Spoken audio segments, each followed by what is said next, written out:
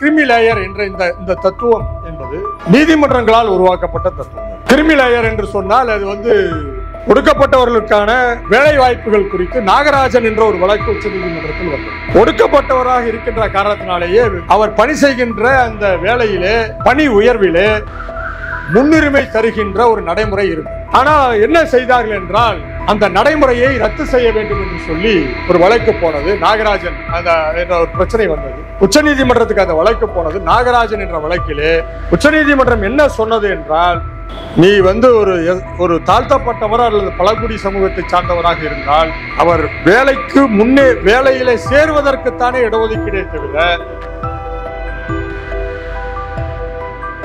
Doctor Ambedkar அவர்கள் போராடி பல உரிமைகளை பழங்குடி மக்களுக்கு, குறிப்பாக இடஒதுக்கீட்டு உரிமையை அரசியலமைப்பு சட்டத்திலேயே பெற்றுக் கொடுத்தார். பழங்குடிகளை இந்துக்கள் என்று சொல்கின்ற ஒரு முயற்சி இப்பொழுது நடைபெற்றுக் கொண்டிருக்கிறது. ஆனால் 1935ஆம் ஆண்டு இந்திய சட்டத்தின்படி பழங்குடிகளை எந்த மதத்தின் அடிப்படையில் அழைத்தார்கள் என்றால் அவர்கள் பழங்குடி மதம் என்று ஒன்றை வைத்திருந்தார். அவர் இந்து மதம் என்ற அடிப்படையில் அவர்கள் வைக்க பெரும்பான்மை சமூகம் என்று சொல்லுகின்ற சமூகம் பட்டியல் சமூகத்தில் 62% ஆதி திராவிடர் சமூகத்தை சார்ந்தவர். எனவே அவர்கள்தான் அந்த அரசியலை பெரும்பாலும் முன்னெடுக்கின்ற சக்திகளாக இருக்கிறார்கள். ஒடுக்கப்பட்ட சமூகத்தை பொறுத்தளவு அவர்கள்தான் ஒரு அரசியல் சக்தியாக தங்களை முன்னெடுத்து செல்லக்கூடியவர்களாக இருக்கிறார்கள்.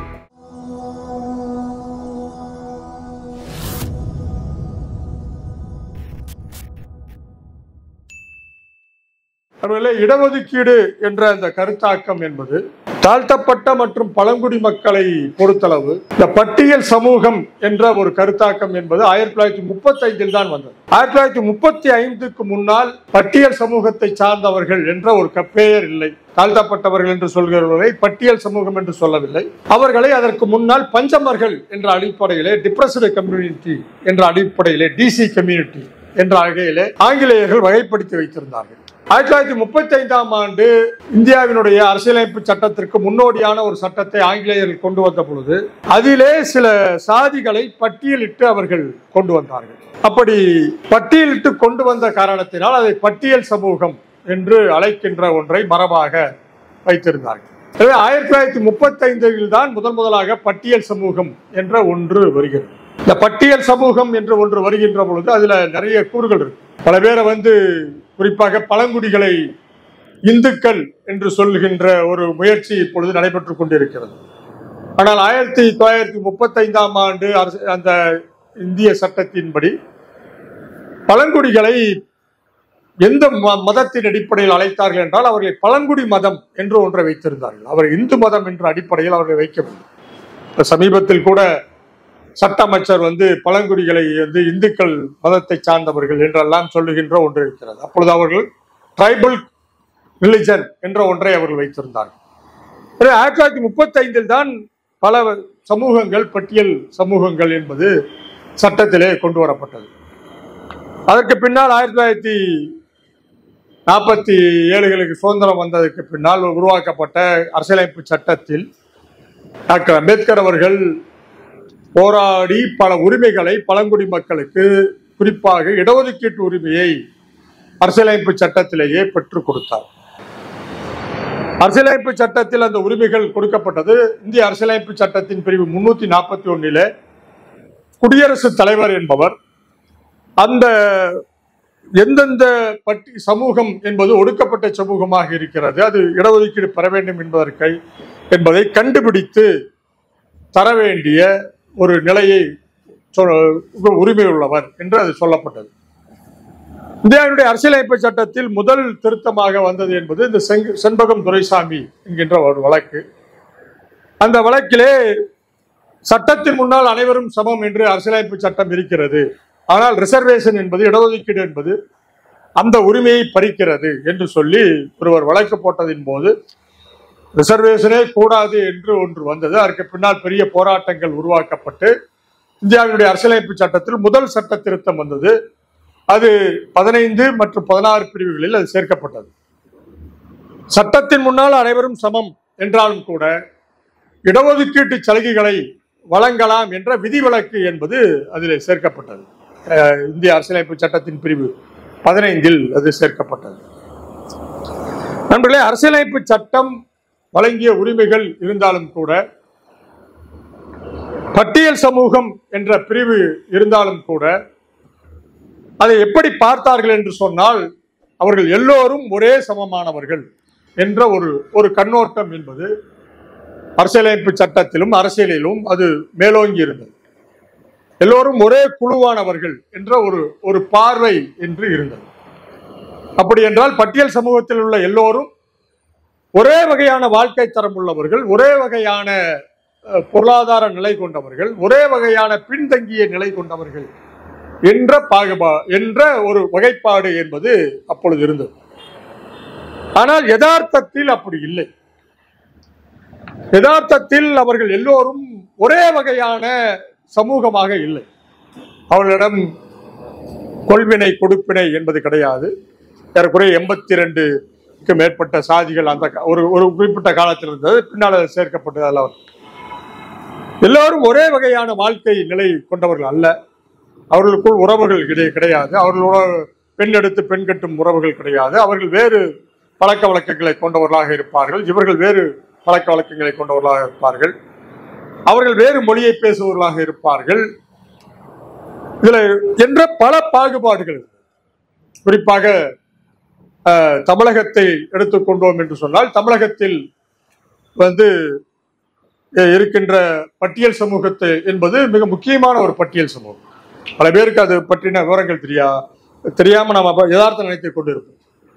உத்தரப்பிரதேசத்தை எப்படி தலித் மக்கள் 20% பேர் இருக்கிறார்கள் என்று சொன்னால், 20-25% உத்தரப்பிரதேசம். ஏறக்குறைய அதே எண்ணிக்கை உள்ள ஒடுக்கப்பட்ட மக்கள் தமிழகத்திலும் இருக்கிறார். உத்தரப்பிரதேசத்தில் உள்ளதை போல தலித் மக்களினுடைய அணிசேர்க்கை மற்றும் பிற்படுத்த சமூகத்தில் உள்ள ஒடுக்கப்பட்ட மக்கள், பிற்படுத்த சமூகத்தில் உள்ள ஒடுக்கப்பட்ட மக்களுடைய அணிசேர்க்கை, இது இரண்டும் சேர்ந்துதான் நம்முடைய பகுஜன் சமாஜ் கட்சி என்று சொல்லுகின்ற பிஎஸ்பியினுடைய தலைவர் கன்சிராமினுடைய அந்த அரசியல் நோக்கு, அதன் பின்னால் மாயாவதியினுடைய உத்தரப்பிரதேசத்தில் இருந்த மாயாவதியினுடைய அந்த முயற்சி போன்றவற்றின் மூலமாக ஆட்சியை பிடிக்கின்ற அளவுக்கு அவருடைய அரசியல் செல்வாக்கு என்பது இருந்தது. ஏறக்குறைய அதே போன்று ஒடுக்கப்பட்ட மக்கள் கொண்ட ஒரு மாநிலம் என்பது தமிழகம். தமிழகத்தை பொறுத்தளவு இந்த 20% இருக்கின்ற இந்த பட்டியல் சமூகத்தினுடைய எண்ணிக்கையில் 62% பேர் ஆதி திராவிடர் சமூகத்தை சார்ந்தவர்கள். அதுல 16% என்ற அளவில் இருக்கக்கூடியவர்கள் தேவேந்திர குல வேளாளர் சமூகத்தை சார்ந்தவர்கள். 12% என்ற அளவில் இருக்கக்கூடியவர்கள் அருந்ததியர் மக்கள் என்கின்ற இதுதான் அதனுடைய வகைப்பாடு. இல்ல புள்ளி விவரங்கள்ல 0.12 அது மாறுபடலாமே தவிர ஏறக்குறைய இதுதான் அதனுடைய நிலைப்பாடு. எனவே பெரும்பான்மை சமூகம் என்று சொல்லுகின்ற சமூகம் பட்டியல் சமூகத்தில் 62% எண்ணிக்கையில் உள்ளவர்கள் என்பவர்கள் ஆதி திராவிடர் சமூகத்தை சார்ந்தவர்கள். எனவே அவர்கள் தான் அந்த அரசியலை பெரும்பாலும் முன்னெடுக்கின்ற சக்திகளாக இருக்கிறார்கள். ஒடுக்கப்பட்ட சமூகத்தை பொறுத்தளவு அவர்கள்தான் அந்த அரசியலை முன்னெடுக்கக்கூடியவர்களாகவும் ஒரு அரசியல் சக்தியாக தங்களை முன்னெடுத்து செல்லக்கூடியவர்களாகவும் இருக்கிறார்கள். அந்த அளவுக்கு எண்ணிக்கையில் இருக்கின்ற சமூகம் என்பது தேவேந்திர குல வேளாளர் சமூகம் அல்ல, அல்லது அருந்ததியர் சமூகம் அல்ல. அதற்குரிய அருந்ததியர் மக்கள் என்பவர்கள் பெரிய ஒடுக்குமுறைக்கு ஆளாக்கப்பட்டு அரசியல் சக்திகளாக ஒரு 30-40 ஆண்டுகளில் தான் தங்களை முன்னிறுத்தி கொண்டு தனித்த அடையாளங்களோடு அவர்கள் வருகிறார்கள். ஆனால் ஆதி திராவிடர் சமூகத்தை சார்ந்த அவர்களை பொறுத்தளவுக்கு அவர்கள் 1901 ஆதி திராவிடர் மகாசபை என்கின்ற அமைப்பெல்லாம் உருவாக்கப்பட்டு அது பெரிய அளவில் ஒரு அரசியல் சக்திகளாக தங்களுடைய ஒடுக்கப்பட்ட நிலையில் இருந்து விடுபடுவதற்கான ஒரு மாபெரும் அரசியல் சக்திகளாக தங்களை முன்னிறுத்தினார்கள். அதன் அடிப்படையில் கல்வி மற்றும் வேலை வாய்ப்புகளில் மற்ற சமூகத்தை விட பெரிய அளவிலே ஒரு சக்திகளாக அவர்கள் தங்களை வளர்த்தி கொண்டார்கள். இதே போன்ற நிலைமைதான் ஆந்திரா போன்ற இடங்களிலும் இருந்தது. ஆந்திராவை பொறுத்தளவுக்கு மாலா என்ற ஒரு சமூகம் இருந்தது. அது ஒரு பெரிய அந்த சமூகம் ஏறக்குறைய ஒரு 45% அளவிலே இருக்கக்கூடிய ஒரு சமூகம். இந்த மாலா சமூகம் என்பது ஆந்திராவினுடைய கோஸ்டல் பெல்ட் என்று சொல்லுகின்ற கடலோர கிராம பகுதிகளில் தங்களை பெரும்பாலும் அதை சார்ந்தவர்களாக இருந்தார்கள். இந்த கடலோர கிராம பகுதி என்று சொல்வது ஏறக்குறைய பாசன வசதி, நீர்ப்பாசனம் போன்றவற்றின் மூலமாக பலனடைந்த ஒரு ஒரு பகுதி. எனவே அவர்கள் பக்கத்தில் இருக்கின்ற பல வெளிநாடுகளுக்கு சென்றார்கள். மியான்மார் போன்ற பகுதிகளுக்கு சென்றார்கள். இன்னைக்கு பர்மா, அங்கே பணிக்கு போனார்கள், அங்கே வேலைக்கு போனார்கள், அங்கே கல்வி பெற்றார்கள். சுயமரியாதை உணர்வுகள் வெளிநாடுகளுக்கு போகும்போது வந்தது. திரும்பி வந்தார்கள். தங்களை இழிவாக நடத்துகின்ற தொழில்களை செய்ய மறுத்தார்கள் மாலா. ஆனால் மாதிகா என்று சொல்லுகின்ற சமூகமானது அதுபோல இல்லை. அது அவர்கள் பெரும்பாலும் துப்புரவு பணியிலே தங்களை ஈடுபடுத்தக்கூடிய நிலையில் இருந்தது. கல்வி வேலை வாய்ப்புகளில் அவர்கள் பின்தங்கி இருந்தார்கள். அவர்கள் பெரும்பாலும் உட்புற ஆந்திரா பகுதியிலே இருந்தார்கள். எனவே பொருளாதார ரீதியாகவும் சமூக ரீதியாகவும் கல்வியிலும் வேலை வாய்ப்பிலும் மாலாவோடு ஒப்பிடும் பொழுது மாதிகா என்று சொல்லுகின்ற அந்த மக்களுடைய எண்ணிக்கை என்பது பெரிய அளவிலே அவர்களால் பெற முடியவில்லை. எனவே அந்த வேலை வாய்ப்புகள், கல்வி இவற்றை யார் அனுபவித்தார்கள் என்றால், யார் பள்ளிக்கூடம் போக முடிந்ததோ அவர்கள்தான் வேலை வாய்ப்புக்கும் போக முடிந்தது. யார் இழிவான தொழில்களை செய்ய மறுத்தார்களோ, யார் சுயமரியாதையோடு அந்த பாரம்பரிய தொழில்களிலிருந்து அல்லது குடும்ப தொழிலிலிருந்து குலத்தொழில்களிலிருந்து விடுபட்டு வெளியே வந்தார்களோ அவர்கள்தான் பள்ளிக்கூடங்களுக்கு போனார்கள், பல அரசு வேலைகளுக்கு சென்றார்கள். எனவே இது ஒரு நிலையாக இருந்தது. கர்நாடகாவை பொறுத்தளவு இதே போன்ற ஒரு நிலை இருந்தது. கர்நாடகாவில் ஒடுக்கப்பட்ட மக்களை ஒரு 2 பிரிவாக பிரிக்க முடியும். ஒன்று வலங்கை சாதி, இன்னொன்று இடங்கை சாதி என்று 2ஆக அதை பிரிப்பார்கள். வலங்கை சாதி என்று சொல்லுகின்றவர்கள் சில சாதி, ஒரு 3% சாதியினர் தீண்டாமையே இல்லாத ஒரு சாதியாக இருந்தார்கள். அதாவது அவர்கள் பட்டியல் சமூகத்தில் இருந்தார்கள், ஆனால் அவர்களிடம் தீண்டாமையை யாரும் கடைபிடிக்க மாட்டார்கள். அப்படிப்பட்ட சமூகங்கள் இருந்தன. இந்த வலங்கை சாதிகளை பொறுத்தளவு சில பேர் கோலியா என்ற அந்த சமூகத்தை சார்ந்தவர்கள். அவர்களை பொறுத்தளவு அவர்கள் சில பேர் மாட்டுக்கறியை திங்க மாட்டோம் என்பார்கள், மாட்டிறைச்சியை சாப்பிட மாட்டோம் அல்லது மற்ற இழிவான வேலைகளை செய்ய மாட்டோம் என்று சொல்லுகின்ற ஒரு சமூகம் அங்கே இருந்தது. இதுல இடங்கை சாதி என்று சொல்லுகின்ற சாதியை பொறுத்தளவுக்கு இந்த மாதிகா என்ற சமூகம் என்பது இடங்கை சாதியாக இருந்தது. அவர்கள் துப்புரவு பணி போன்றவற்றில் அவர்களை பயன்படுத்தினார்கள். எனவே இந்த பிரிவினை என்பது பெரிய அளவில் இருந்தது, அங்கேயும் இருந்தது. எனவே இந்த மாதிரியான ஒரு சமூக சூழல் என்பது பொதுவாக தென்னகத்தை பொறுத்தளவு இருந்தது.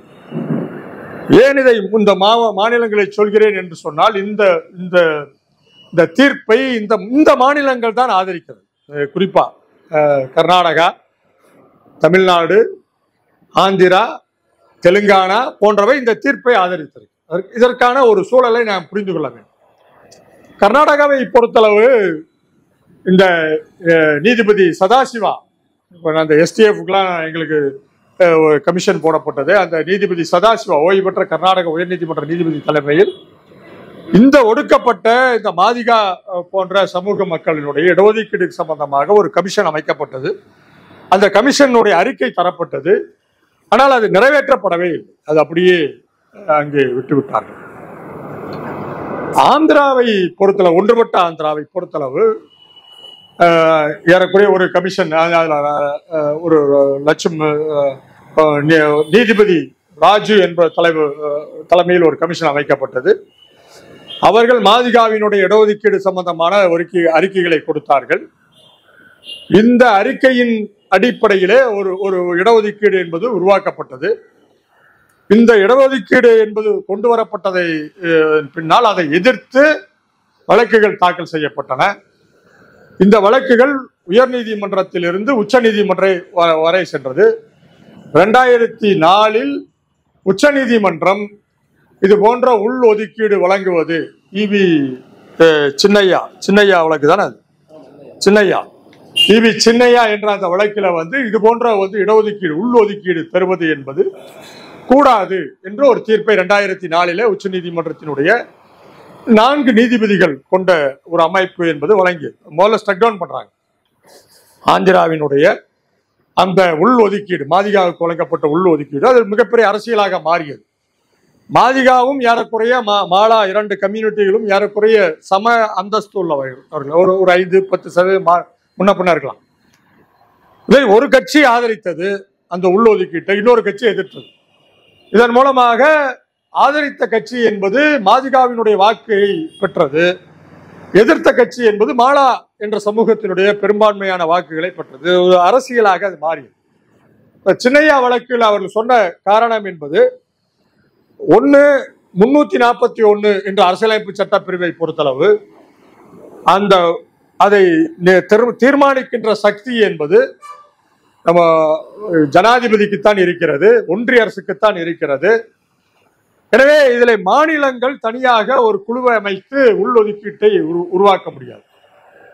இரண்டாவது என்ன விஷயம் என்று சொன்னால், தாழ்த்தப்பட்டவர்கள் என்று சொல்லுகின்ற அந்த மக்கள் எல்லோரும் ஒரே வகையானவர்கள், ஹோமோஜீனியஸ் என்று சொல்லுகின்ற ஒரே வகையான மக்கள். அவர்களிடம் வேறுபாடு காட்டி அவர்கள் உயர்ந்தவர்கள், இவர்கள் தாழ்ந்தவர்கள் என்று பாகுபாடுகளை காட்டுவது என்பது கூடாது. 2 வாதங்கள் முன்வைத்துதான் சின்னையா வழக்கு என்பது தள்ளுபடியானது. இந்த வழக்குகள் தள்ளுபடியான பின்னால் எல்லோரும் அமைதியாக இருந்து விடவில்லை. உச்ச நீதிமன்றமே உள்ஒதுக்கீட்டை தள்ளுபடி செய்து விட்டது, எனவே அமைதியாக இருக்கலாம் என்று யாரும் இருக்கவில்லை. இந்த சின்னையா வழக்கு வந்ததனுடைய விளைவு என்னவென்றால், 1975 இருந்து பஞ்சாப் மாநிலத்தில் 1975 இருந்து பஞ்சாப் மாநிலத்தில் 2 கம்யூனிட்டிகள், 2 சாதியினர், வால்மீகி சாதி, அதை பால்முகி என்று சொல்கிறார்கள். வால்மீகி தான் வால்மீகி சமூகம், பால்முகி என்ற சமூகம். அதே போல இன்னொரு சமூகம், ஒரு சீக்கிய சிங் என்ற ஒரு சமூகம். இந்த 2 சமூகத்துக்கும் கொடுக்கப்பட்ட உள்ஒதுக்கீடு, அவர்கள் இருவரும் துப்புரவு பணியில ஈடுபட்டு கொண்டிருக்கின்ற சமூகம், மசாபிக் சிங் என்று சொல்கிற அந்த சமூகம். இந்த 2 சமூகத்துக்கு கொடுக்கப்பட்ட உள்ளொதுக்கீடு என்பதை இந்த தீர்ப்பை காரணமாக காட்டி ஏறக்குறைய ஒரு 30 ஆண்டுகள் கொடுக்கப்பட்ட உள்ளொதுக்கீடு என்பது ரத்து செய்யப்படுகிறது. அதன் பின்னால் பஞ்சாப் மாநில அரசாங்கம் அதற்காக தனியாக ஒரு ஆர்டினன்ஸை போட்டு மீண்டும் இந்த உள்ஒதுக்கீட்டை அவர்களுக்கு கொண்டு வருவதற்கு, அந்த 30 ஆண்டுகளாக தொடர்ந்த அந்த உள் ஒதுக்கீட்டை கொண்டு வருவதற்கு ஒரு புதிய ஆர்டினன்ஸ் ஒன்றை போடுகிறார்கள். அந்த சட்டம் என்பதும் உயர் நீதிமன்றத்தால் ரத்து செய்யப்படுகிறது. அது எதை காட்டி ரத்து செய்யப்படுகிறது என்றால், ஆந்திரா மாநில வழக்கு, ஈவி சின்னையா வழக்கை காட்டி அதில் ஏற்கனவே 4 நீதிபதிகள் இந்த சட்டத்தை ரத்து செய்து விட்டார்கள், இப்படி செய்யக்கூடாது என்று சொல்லிவிட்டார்கள். எனவே மீண்டும் நீங்கள் உள் ஒதுக்கீடு தரக்கூடாது என்று சொல்லி பஞ்சாப் ஹரியானா மாநிலத்தில் ரத்து செய்யப்படுகிறது. அதே காலகட்டத்தில் தான் உள்ஒதுக்கீட்டுக்கான அந்த தாக்கங்கள், அந்த கருத்தாக்கங்கள் என்பது தமிழகத்திலும் பெரிய அளவிலே வருகிறது. யாரும் சோர்ந்து போய்விடவில்லை. எனவே அதனுடைய தொடர்ச்சியாக தமிழகத்திலே நம்முடைய முத்தமிழ் அறிஞர் கலைஞர் அவர்கள் இருந்த பொழுது இங்க ஜனார்த்தனன் தலைமையில், உயர்நீதிமன்ற ஓய்வு பெற்ற நீதிபதி ஜனார்த்தனன் தலைமையில் ஒரு குழு அமைக்கப்படுகிறது. அந்த குழு என்பது ஆய்வுகளை செய்து, பல்வேறு தரவுகளை ஆய்வுகளை செய்து, ஆங்கிலேயர் காலத்திலிருந்து பல்வேறு தரவுகளை ஆய்வுகளை செய்து, ஒடுக்கப்பட்ட மக்களிலும் ஒடுக்கப்பட்ட மக்களாக அருந்ததியர் சமூக மக்கள் இருக்கிறார்கள். எப்படி ஆந்திராவிலே இருக்கின்ற மாதிகா சமூகத்தை போல அருந்ததியர் மக்களும் இங்கே இருக்கிறார்கள். எனவே அவர்கள் கல்வியிலும் வேலை வாய்ப்பிலும் அவர்களுக்கு வாய்ப்புகள் மறுக்கப்படுகிறது. அவர்கள் குழந்தைகள் படிக்க முடியவில்லை. அவர்கள் துப்புரவு பணியிலே பெரும்பாலானவர்கள் முடக்கப்படுகிறார்கள். எனவே அவர்களுக்கு மேம்பாட வேண்டும் என்று சொன்னால் அவர்கள் இந்த பலனை அவர்களுக்கு உள்ஒதுக்கீடு கொடுத்தால்தான் அவர்கள் ஒடுக்கப்பட்ட சமூகத்தினுடைய அந்த SC ST பிரிவிலே இருக்கின்ற அந்த சமூகத்தினுடைய உள்ஒதுக்கீட்டை அவர்களால் அனுபவிக்க முடியும் என்ற அடிப்படையிலே அவர்களுடைய சமூகம் இதற்கான வழங்க வேண்டும் என்கின்ற அந்த பரிந்துரை என்பது வழங்கப்படுகிறது. பரிந்துரை வழங்கப்பட்ட அதனுடைய அடிப்படையில் மீண்டும் கலைஞர் அவர்கள் 2009ஆம் ஆண்டு ஒரு சட்டத்தை கொண்டு வருகிறார். அந்த சட்டத்திற்கு பெயர் ரொம்ப நீண்ட ஒரு தலைப்பே, ஒரு ரொம்ப பெரிய சட்டம். அது Tamil Nadu Arunthathiyar special reservation of seat in education institute including private educational institute and appointment of post in the service under the state within the reservation of schedule cost act 2009 ரொம்ப பெரிய தலைப்பாக வைக்கப்பட்டது. அதனுடைய நோக்கம் என்னவென்றால் கல்வி மற்றும் வேலைவாய்ப்புகளில் இந்த கல்வி வேலைவாய்ப்பு என்றால் தனியார் கல்லூரிகளிலும் கூட இந்த இடஒதுக்கீட்டை உத்தரவாதம் செய்வதற்கான ஒரு சட்டம். இது ரொம்ப முக்கியமானது. ஏன்னா உச்ச நீதிமன்றம் தனியார் கல்லூரிகளில் இடஒதுக்கீடு தர முடியாது என்று ஒரு தீர்ப்பை வழங்கிய ஒரு காலகட்டத்தில் அதை தர வேண்டும் என்ற ஒரு நோக்கத்தின் அடிப்படையில் தனியார் கல்லூரிகளிலும் தனியார் இடஒதுக்கீட்டிலும் கூட இடஒதுக்கீடு வழங்கப்பட வேண்டும் என்ற ஒரு நோக்கத்தின் அடிப்படையில் 2009 இந்த சட்டம் கொண்டு வரப்பட்டது. இந்த சட்டம் கொண்டு வரப்பட்ட போது அதுல 3% இடஒதுக்கீடு என்பது இதுல உத்தரவாதப்படுத்தப்பட்டது. 3% இடஒதுக்கீடு. அது அதிகமாக சொன்னாலும் கூட, அது எண்ணிக்கை அதிகமாக இருந்தாலும் கூட 3% இடஒதுக்கீடு என்ற அளவிலே அது வழங்கப்பட்டு அது நடைமுறையில் இருக்கு.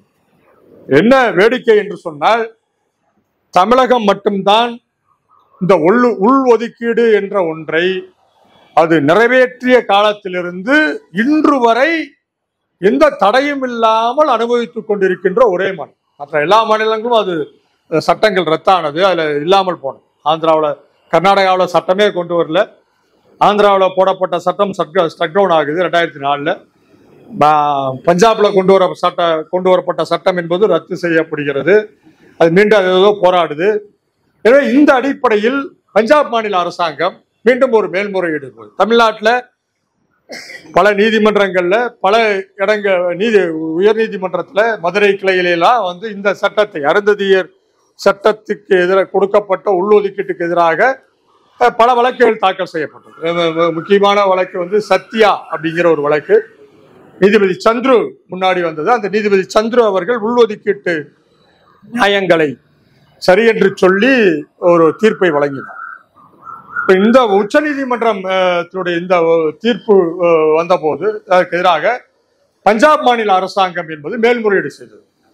அது சுப்ரீம் கோர்ட்டு போச்சு. சின்னையா வழக்கு 2004 ஸ்டக் டவுன் ஆனாலும் கூட பஞ்சாப் மாநில அரசாங்கம் என்பது மேல்முறையீடு செய்தது. உச்சநீதிமன்றம் அந்த வழக்கு போனது. உச்சநீதிமன்றத்திலே பஞ்சாப் மாநில அரசு வெர்சஸ் தேவேந்திர சிங் என்ற ஒரு வழக்கு மீண்டும் அதே 4 நீதிபதிகள் கொண்ட அவையத்துக்கு வந்தது. ஏன்னா முன்னாடி இருந்த வழக்கு என்பது 4 நீதிபதிகள் கொண்ட அவையம் என்ற காரணத்தினால இந்த வழக்கும் 4 நீதிபதிகள் கொண்ட அவையத்துக்கு போனது. நீதிபதி அருண் மிஸ்ரா இந்த வழக்கை விசாரித்தார். நீதிபதி அருண் மிஸ்ரா வழங்கிய தீர்ப்பு என்னவென்றால், அப்போ அவர்கள் வைத்த வாதம் என்பது ஏற்கனவே உச்ச நீதிமன்றம் 4 நீதிபதிகள் சின்னையா வழக்கிலே இந்த உள் ஒதுக்கீடு கூடாது, தவறானது என்று சொல்லி ரத்து செய்து விட்டார்கள். எனவே உச்ச நீதிமன்றம் மீண்டும் அந்த வழக்கை விசாரிக்க கூடாது, எடுத்துக்கொள்ளக்கூடாது என்று சொன்னார்கள். ஆனால் 4 நீதிபதிகள் என்ன சொன்னார்கள் என்றால், சின்னையா வழக்கு பார்க்கப்பட்ட பார்வை என்பது சரியான பார்வை அல்ல. ஹோமோஜீனியஸாக ஒடுக்கப்பட்ட சமூகத்தை சார்ந்தவர்கள் எல்லோரும் ஒரே மாதிரியான ஹோமோஜீனியஸாக இல்லை. அவர்கள் வெவ்வேறு வகையாக இருக்கிறார்கள். அவர்களுடன் கொள்வினை கொடுப்பினை இல்லை. அவரிடம் பல்வேறு வகையான தீண்டாமைகள் கூட இருக்கு. அவர்களுக்குள்ள ஏற்றத்தாழ்வுகள் இருக்கிறது. எனவே அதை ஒரே வகையாக பார்க்கக்கூடாது என்று சொல்லி அவர்கள் என்ன சொன்னார்கள் என்றால், மீண்டும் சின்னையா வழக்கை ரீவிசிட் செய்ய வேண்டும் என்று அவர்கள் தீர்ப்பு வழங்கினார். தேவேந்திர சிங் வழக்கில் ரீவிசிட் என்று சொன்னால் மீண்டும் அதை பரிசீலனை செய்ய வேண்டும் என்று சொல்லி தீர்ப்பை வழங்கினார். எனவே அந்த வழக்கு ஏற்கனவே 4 நீதிபதிகள் கொடுத்த வழக்கு உள்ஒதுக்கீடு கூடாது. அடுத்த 4 நீதிபதிகள் கொடுத்த வழக்கு உள்ஒதுக்கீடு வேண்டும். அப்போ இதுல என்ன, 2 பேர் சமமாக இருக்கின்றதனால் உச்ச நீதிமன்றத்தினுடைய தலைமை நீதிபதிகளுடைய அமர்வுக்கு இந்த வழக்கை அனுப்பப்படுகிறது. 7 நீதிபதிகள் கொண்ட அவையம் இந்த வழக்கை விசாரிக்க வேண்டும் என்று முடிவாகிறது. இந்த 7 நீதிபதிகள் கொண்ட வழக்கு விசாரணை தான் இப்பொழுது நடைபெற்றது. இந்த 7 நீதிபதிகள் கொண்ட அவையிலே இதற்கு முன்னாடி இருந்த நீதிபதி போபண்ணா போன்றவர்கள் இந்த வழக்கை எடுத்துக்கொள்ளவே இல்லை. அவர்கள் பட்டியல் வந்தாலும் கூட, அவர் லிஸ்டில் வந்தாலும் கூட இந்த வழக்கை விசாரிப்பதில் அவர்கள் ஆர்வம் காட்டவில்லை. இப்பொழுதுதான் அந்த வழக்கு என்பது விசாரணைக்கு எடுத்துக்கொள்ளப்பட்டது. 7 நீதிபதிகள் கொண்ட அவையத்தில் 6 நீதிபதிகள், நீதிபதி சந்திரசூட் உட்பட 6 நீதிபதிகள் உள்ஒதுக்கீடு என்பது சரியானது, ஒடுக்கப்பட்ட சமூகத்தில் இருக்கின்ற எல்லோரும் ஒரே சமமாக இல்லை, அவர்கள் எல்லோரும் வெவ்வேறு வகையான வாழ்க்கை நிலையில் இருக்கிறார்கள், ஒரு கேக்கை ஒரு பலுத்தவன் அதிகம் சாப்பிடுகிறான், சாப்பிடவே முடியாமல் பசியோடு வாடிக்கொண்டிருப்பவனுக்கு ரொம்ப குறைந்த பங்குதான் கிடைக்கிறது. எனவே அவனும் சாப்பிட வேண்டும் என்று சொன்னால் அவன் வருவதற்கான வாய்ப்புகளை ஏற்படுத்தி தர வேண்டும், அவனுக்கு ஒரு நல்ல பங்கை தர வேண்டும் என்ற அளவிலே அந்த தீர்ப்பு என்பது வழங்கப்பட்டது. எனவே உள்ஒதுக்கீடு என்பது சரியானது. ஹோமோஜீனியஸாக யாரும் இல்லை, அவர்களிடம் வெவ்வேறு மாறுபட்ட கருத்துக்கள் இருக்கிறது. அவர்களுக்கு சமத்துவம் வரவே, இடஒதுக்கீட்டுடைய நோக்கம் என்பது எல்லோரும் சமமாக அனுபவிக்க வேண்டும் என்பதுதான். எனவே அந்த அடிப்படையிலே அவர்கள் வர வேண்டும் என்று சொன்னால் அதை பிரித்து தர வேண்டும் என்று சொன்னார். இதில் நீதிபதி கவாய் மற்றும் ஒரு 4 நீதிபதி, அவரோடு சேர்ந்த 4 நீதிபதிகள் ஒருபடி மேலே போய் அவர்கள் என்ன சொன்னார்கள் என்றால், உள் ஒதுக்கீட்டிலே பல பேர் வசதியானவர்கள் இதை அனுபவிக்கிறார்கள், எனவே அவர்கள் வசதி இல்லாதவர்கள் அனுபவிப்பதற்கு வாய்ப்பை ஏற்படுத்துகின்ற நோக்கிலே கிரீமி லேயரை கொண்டு வர வேண்டும் என்று ஒரு தீர்ப்பை சொன்னார்கள். பட் அது என்னன்னா, அது அந்த வழக்கினுடைய தீர்மானகரமான அம்சம் அது அல்ல. வழக்குரைஞர்களாகிய நாங்கள் அதை என்ன சொல்வோம் என்றால், அதை ஒரு வழக்கை தீர்மானிக்கின்ற வழக்கு என்பது என்னன்னா, ஒரு வழக்கை தீர்மானிக்கின்ற அந்த கடைசி போர்ஷனுக்கு பெயர் ரேஷியோ டிசிடென்டி என்று பெயர். இப்போ உள்ஒதுக்கீடு வேண்டுமா வேண்டாமா என்றால் உள்ஒதுக்கீடு சரியானது, இதுதான் ரேஷியோ டிசிடென்டி. அதுல பல கதைகளை பல பேர் பேசுவார்கள், அது பேர் ஒபிட்டர் டிக்டம் என்று சொல்லுவது. எனவே அது அப்படி ஒபிட்டர் டிக்டம் தானே தவிர அது ஒரு ரேஷியோ டிசிடென்டி அல்ல. எனவே அதற்கு அதிக முக்கியத்துவம் தேவையில்லை என்பது சட்டம் படித்தவர்களுடைய ஒரு பார்வை. ஒபிட்டர் டிக்டம். ஆனால் ஒரு அச்சம் இருக்கிறது. ஏனென்றால் அந்த ஒருவேளை அந்த ஒபிட்டர் டிக்டத்தை வருங்காலத்தில் யாரேனும் ஒருவன் காரணமாக காட்டி இந்த பாசிங் ரெஃபரன்ஸ், ஒரு வார்த்தையிலே முடிவு வராத ஒரு விஷயத்தை பேசி அதன் மூலமாக அதை ஏதேனும் வாங்கி விடுவார்களா என்கின்ற ஒரு பயம் என்பது எல்லோரிடமும் இருந்தது. ஆனால் இப்போது அதற்கு முக்கியத்துவம் தர தேவையில்லை. ஒன்றிய அரசாங்கமும் இதை நாங்கள் நடைமுறைப்படுத்த மாட்டோம், இது எங்களுக்கு முக்கியம் இல்லை என்று அவர்கள் சொல்லிவிட்டார்கள். ஆனால் நண்பர்களே, இந்த கிரிமி லேயர் என்ற இந்த தத்துவம் என்பது நீதிமன்றங்களால் உருவாக்கப்பட்ட தத்துவம். கிரிமி லேயர் என்று சொன்னால் அது ஏறக்குறைய அது ஏற்கனவே இதுல வந்துருச்சு. ஒடுக்கப்பட்டவர்களுக்கான வேலை வாய்ப்புகள் குறித்து நாகராஜன் என்ற ஒரு வழக்கு உச்ச நீதிமன்றத்தில் வந்தது. ஒடுக்கப்பட்டவராக இருக்கின்ற காரணத்தினாலேயே அவர் பணி செய்கின்ற அந்த வேலையிலே, பணி உயர்விலே முன்னுரிமை தருகின்ற ஒரு நடைமுறை இருந்தது. ஆனால் என்ன செய்தார்கள் என்றால், அந்த நடைமுறையை ரத்து செய்ய வேண்டும் என்று சொல்லி ஒரு வழக்கு போனது. நாகராஜன் என்ற ஒரு பிரச்சனை வந்தது. உச்ச நீதிமன்றத்துக்கு அந்த வழக்கு போனது. நாகராஜன் என்ற வழக்கிலே உச்சநீதிமன்றம் என்ன சொன்னது என்றால், நீ ஒரு தாழ்த்தப்பட்டவர் அல்லது பழங்குடி சமூகத்தை சார்ந்தவராக இருந்தால் அவர் வேலையிலே சேர்வதற்குத்தானே இடஒதுக்கீடே தவிர, வேலையில் சேர்ந்த பின்பு ஒரு ஐயர் இருக்கிறார், வேற ஒரு பிற்படுத்தப்பட்ட சமூகத்தை சார்ந்தவர் இருக்கிறார் என்று சொன்னால் அவர்களோடு போட்டி போட்டுத்தான் நீங்கள் அந்த அடிப்படையில் தான் வேலை வாய்ப்புகளே ப்ரொமோஷனிலே வர வேண்டுமே தவிர, நீங்கள் ஒடுக்கப்பட்டவராக இருக்கின்ற காரணத்தினாலே உங்களுக்கு ப்ரொமோஷன் கிடைக்காது என்று சொல்லி தீர்ப்பு வழங்கி விட்டார்கள். இது Nagarajan versus state union of India என்ற ஒரு வழக்கு. ஆக இடஒதுக்கீட்டிலே ப்ரொமோஷன்ல இப்பொழுது ஒடுக்கப்பட்ட சமூகத்தை சார்ந்தவர்கள் இடஒதுக்கீட்டில் வருவதற்கான வாய்ப்பு என்பது இல்லை. அவர்கள் சம போட்டியில் தான் போய் வர வேண்டும்.